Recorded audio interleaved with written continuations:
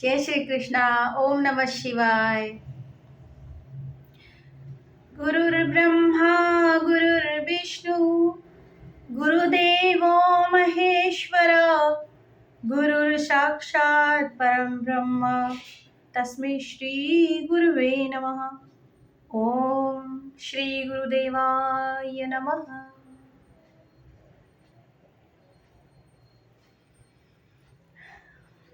हमारा गीता पूरा हो गया था तो 2-3 दिन थोड़ा ब्रेक लगा, तो आज से सोचा कि थोड़ा सा सप्तशती की थोड़ी कहानी पर आधारित जो उसका दिया गया है माँ की महिमा, वो सप्तशती के आधार पर स्टोरी जो उसकी है, जो कहानी का सार है, और वो उसके बारे में हम वर्णन करेंगे अभी। तो सप्तशती में पूरे 13 अध्याय है और ये मार्कंडेय पुराण से ली गई है और इसमें 13 अध्याय है। तो मार्कंडेय पुराण जो है वो मार्कंडेय ऋषि ने लिखा था। और मार्कंडेय ऋषि कौन थे कि उनके बारे में थोड़ा बताते हैं। तो मार्कंडेय जो ऋषि थे, कहते हैं कि जब मार्कंडेय ऋषि की कहानी है कि जब वो छोटे से, जब उनके पिता और माँ जो है वो भगवान शिव की भक्त थी, बहुत भक्त और बहुत ही ज्ञानी लोग थे, ऋषि थे। तो उनके घर में कोई संतान नहीं थी, तो संतान नहीं थी तो उन्होंने बहुत तप किया और उनके भाग्य में लिखा नहीं था कि संतान योग नहीं था उनके भाग्य में। तो उन्होंने तपस्या की भगवान शिव की, क्योंकि उनको एक संतान की इच्छा थी कि मेरे घर पे संतान हो करके। तब उन्होंने तप किया और तप करने के बाद उनको भगवान शिव प्रसन्न हुए, तो आए और उन्होंने बोला कि आपको क्या चाहिए। तो उन्होंने बोला कि भगवान हमारे पास सब कुछ है लेकिन हमारी संतान नहीं है, तो हमें संतान का वरदान दीजिए। तो भगवान शिव ने कहा कि देखो, आपके भाग्य में संतान नहीं है, परंतु आपने बहुत तप किया है, इस तप के बल पर आपको संतान तो मिलेगी। और उसमें क्या है, चॉइस है आपके पास। एक तो ऐसा है कि एक तो बहुत दीर्घायु वाला संतान प्राप्त होगी आपको, जिसकी उम्र बहुत लंबी होगी लेकिन वो मूर्ख होगा, और या तो ऐसे पुत्र की प्राप्ति होगी जो बहुत ज्ञानी होगा लेकिन उसकी उम्र जो है सिर्फ 12 साल होगी और वो बहुत प्रकांड विद्वान होगा, बहुत ज्ञानी होगा। तो आपको इन दोनों में से चूज करना है कि चयन करना है कि आपको कौन सा संतान चाहिए। तो मार्कंडेय देखो ऋषि थे, कोई भी नहीं चाहता ना कि मेरे घर पर कोई मूर्ख संतान पैदा हो। ऐसा मूर्ख संतान की कामना कौन कर सकता है। तो तब ऋषि ने बोला कि भगवान, 100 साल जीने वाले मूर्ख संतान का मैं क्या करूँगा, तो मुझे भले ही कम भी उम्र वाला हो लेकिन ज्ञानी पुत्र चाहिए। तो भगवान ने तथास्तु कहा तो चले गए। लेकिन देखो, माँ बाप के पास जब बच्चा हो जाता है तो कोई भी माँ बाप नहीं चाहते ना कि उसको उनके रहते कुछ हो। तो तब बड़े चिंतित रहते थे ऋषि, उनके पिता मार्कंडेय, ऋषि मार्कंडेय के पिता बहुत चिंतित रहते थे। तो बेटा देखता था कि पिताजी क्यों इतने चिंतित रहते हैं, तो उन्होंने बोला कि पिताजी, आप, माता और पिता दोनों ही एकदम चिंतित रहते थे उनको, क्योंकि उनको पता था कि बच्चा हमारा बहुत विद्वान है मगर 12 ही साल का है इसका जीवन। तो वो बड़े घबराते थे। जैसे जैसे जैसे जैसे दिन नज़दीक आते गए, 12 साल का होने को हुआ, तो उनको माँ बाप को बहुत घबराहट होने लगी और वो बहुत चिंता में रहने लगे। फिर उन्होंने देखा कि माँ बाप तो, माता पिता तो बहुत चिंता में रह रहे हैं, क्या कारण है इनकी चिंता का। तो उन्होंने पूछा कि आप क्यों चिंता कर रहे हो।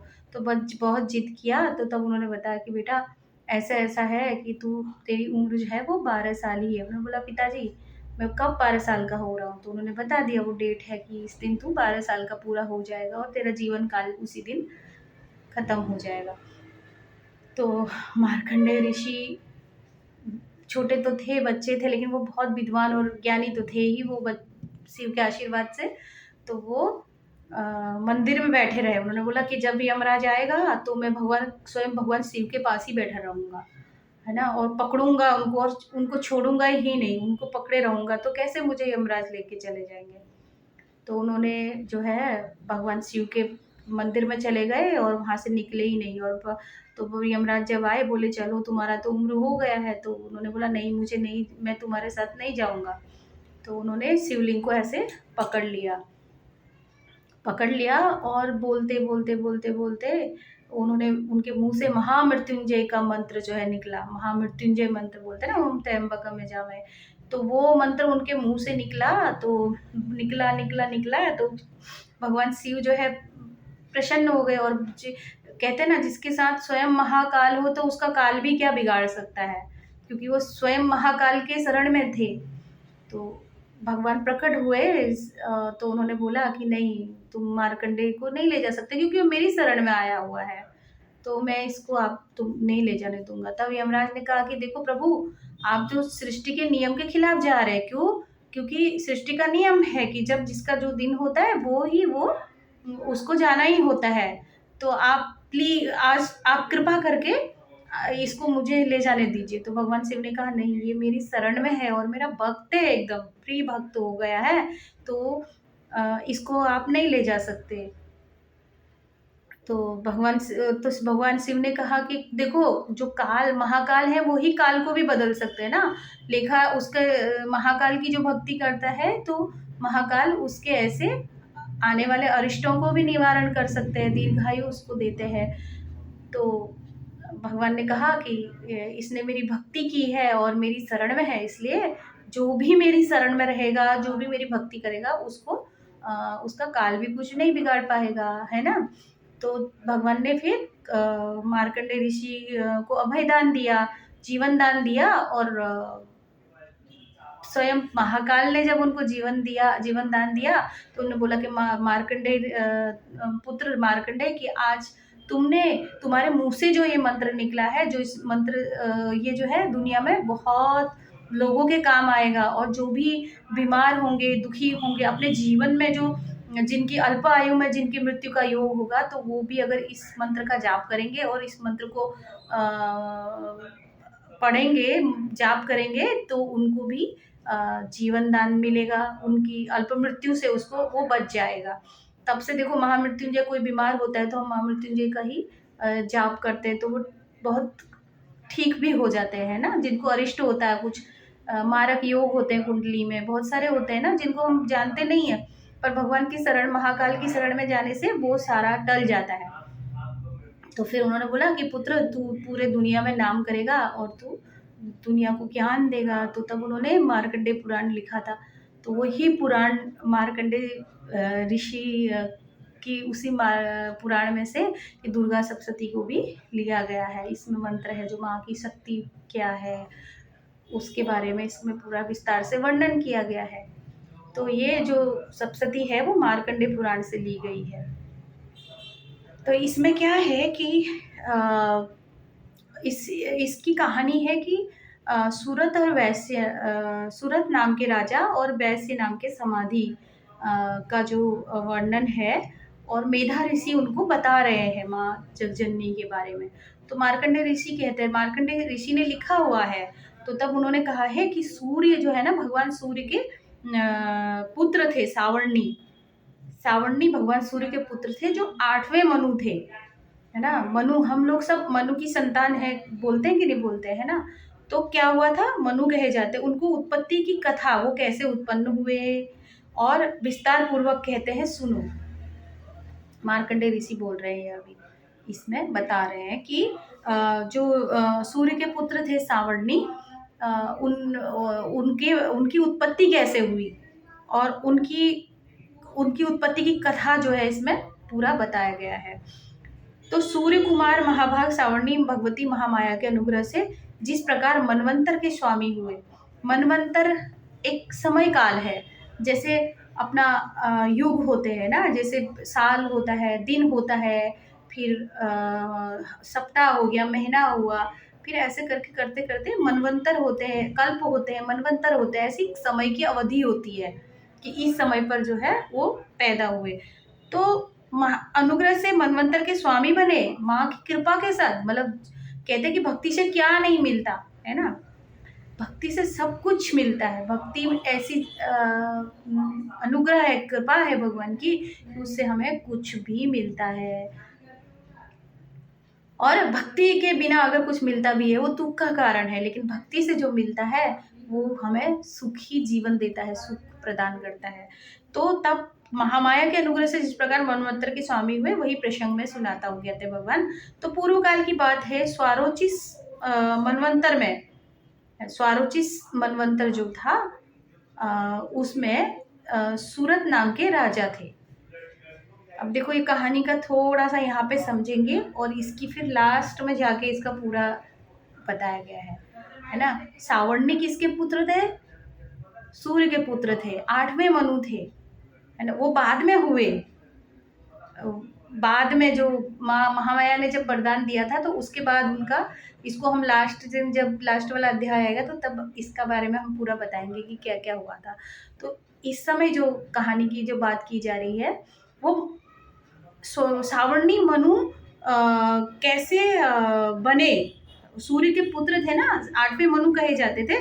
तो वो कैसे राजा बने थे उसके बारे में लास्ट में फिर बताएंगे। देवी माँ ने उनको वरदान देके फिर वो उन्होंने राज्य किया था। तो इससे पहले है कि स्वारोच स्टार्ट होती है, स्वारोचिस मनवंतर नाम का था।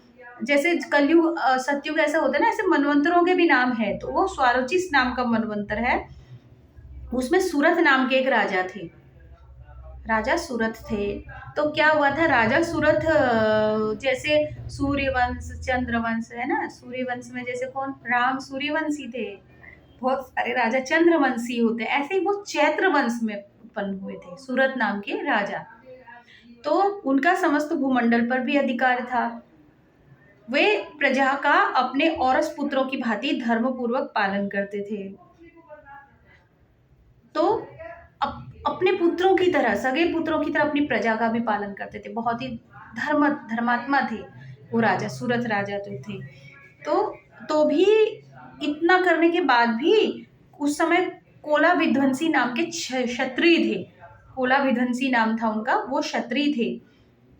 तो वो क्या हुआ, राजा के शत्रु बन गए। हो ही जाता है ना, हर राजा राज्य करता है तो कोई ना कोई तो शत्रु होता ही है उसका। तो ऐसे ही शत्रु बन जाते हैं ना, बहुत सारे हो जाते हैं, राजा के भी तो शत्रु होते ही है ना, राज्य प्राप्त करना। अभी के टाइम पे भी तो वैसा ही है ना।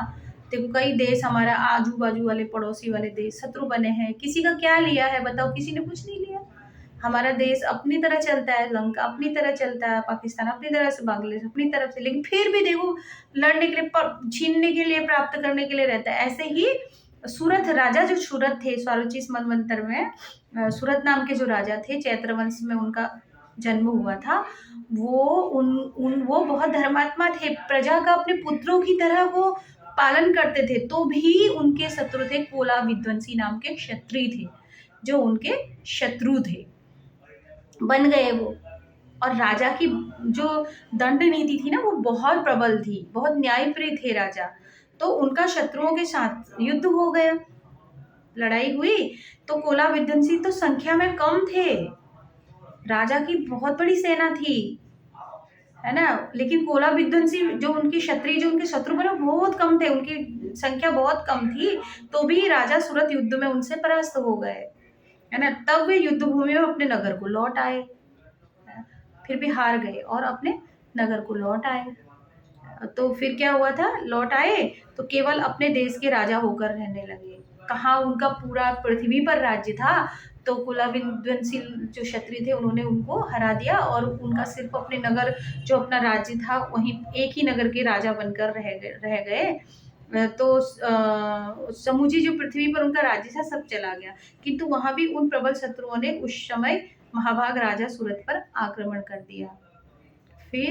फिर भी अब देखो होता ही है, युद्ध में लड़ा, सारी पूरी समूची पृथ्वी का राज्य भी ले लिया, और जो उनके पास जो वो एक ही राज्य का जो राज्य था वो भी, उसको भी आक्रमण कर दिया, उस पर भी आक्रमण कर दिया। तो क्या हुआ, राजा का बल क्षीण हो चला था। अब जब हमारी शक्ति चली जाती तो बल क्षीण हो गया ना, राज्य चला गया, सेना चली गई, तो फिर क्या, अपना बल तो क्षीण हो गया ना।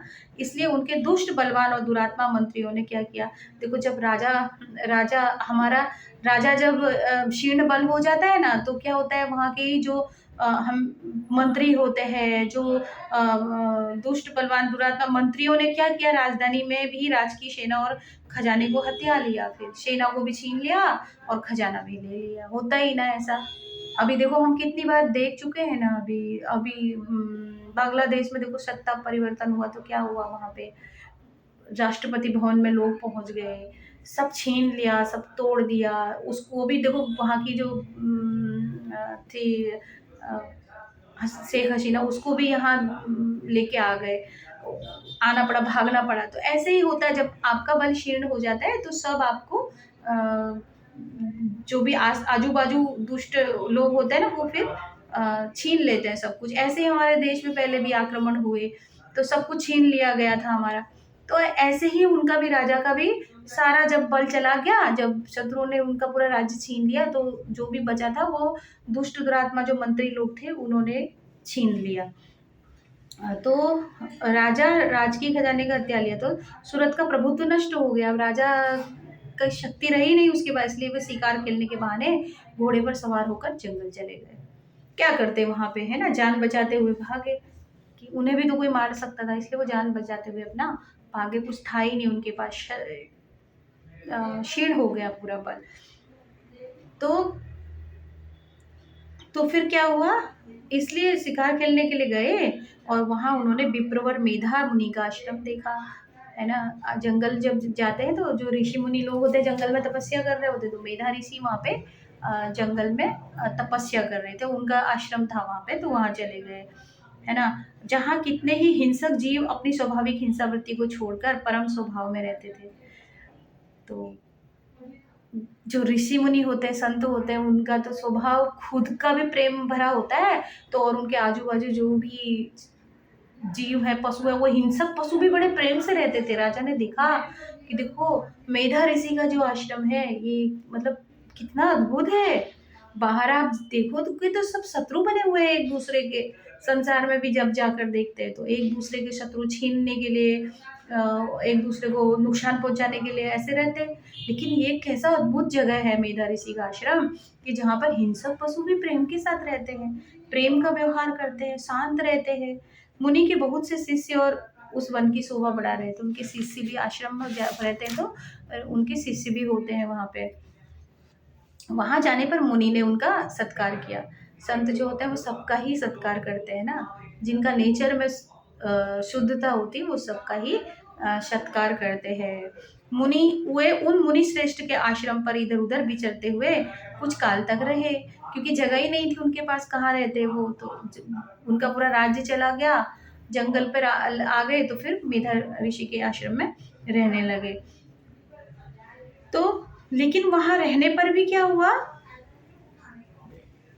उनका मन फिर बार बार बार बार बार बार चिंता करने लगा कि मेरे राज्य का क्या हो रहा होगा, मेरे जो प्रजा है वो न जाने कैसी होगी, वो सुख से रह रही होगी कि नहीं रह रही होगी, है ना। मेरे रिश्तेदार लोग कैसे होंगे, उनको कोई परेशान तो नहीं कर रहा होगा। देखो हमें आता है ना ऐसा विचार, नॉर्मल सी बात है, पता है, ममता है, इसको ममता कहते हैं, कि कोई हमारा अपना दूर होता है तो हम उसके लिए चिंता करते हैं, तो ये ममता है, ममता, इसी को ममता कहते हैं। तो तो पूर्व काल में मेरे पूर्वजों ने पालन किया था वही नगर आज मुझसे छीन गया है। मतलब मन में बहुत विषाद हो रहा है, कहता कि मेरे पूर्वजों ने इतना बड़ा साम्राज्य खड़ा किया था, इतना बड़ा राज्य स्थापित किया था, आज वो राज्य मुझसे छीन गया। न जाने कैसा मेरे राज्य का हाल होगा। पूर्वजों ने उसको स्थापित किया, लेकिन आज पूरा शत्रुओं के हाथों चला गया। तो पता नहीं दुराचारी भृत्यगण उनकी धर्मपूर्वक रक्षा करते भी हैं कि नहीं, क्योंकि राजा बहुत धर्मात्मा थे, है ना।